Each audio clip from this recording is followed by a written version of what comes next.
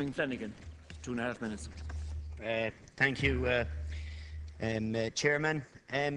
First thing I'd like to say is I would also like again to clarify the position regarding the issuing of fixed charge notice to members of the House of the Oireachtas, as comments have been reported in the media to the effect that TDs are exempt from liability for road traffic offences on their way to or from Dáil Éireann.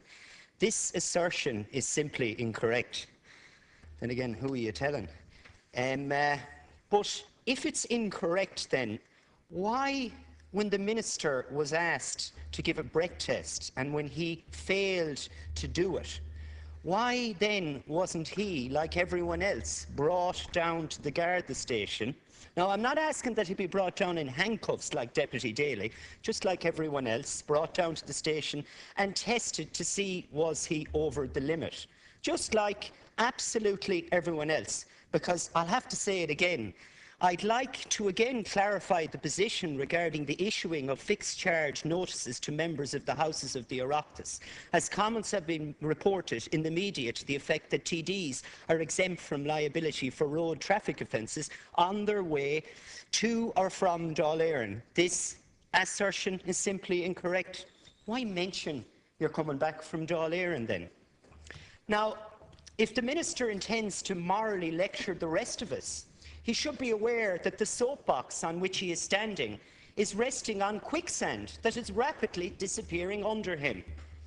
Now, let us look at the Father Niall Malloy case, former Roscommon Man of the Year, someone that you were going to, a family that you were going to help, so you said when you were in opposition.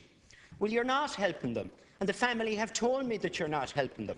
1 minute. And you tell them that the Gardaí tell them one thing, you tell them another thing. These people are at the end of their tether. So remember that soapbox that you stood on when you were in opposition. Remember what sort of ground it is on now. Now, I think I better put you on notice that I too have made a complaint about how you release protected information into the public realm to the Data Protection Commissioner. Data that you released about me. But then again, you probably already know that, because you're their boss. Isn't that right? And you've probably already chatted to them, because information doesn't stay where it should with you. You move it around, depending on how it suits you politically. But the most important reason why I think you should step down is because of the way you have treated the whistleblowers.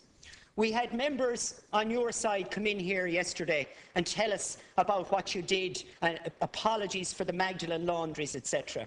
Let me remind you that if whistleblowers had been listened to in the Magdalen laundries, instead of being chucked back in there by the Garda Síochána, then there wouldn't be a need for an apology. The same applies to the way you're treating the whistleblowers. Heroes. Those people should be running the Garda Síochána, not running away from it, and you are chasing them out. Seamus Healy, 2.5 minutes. Margaret, I want to record my support for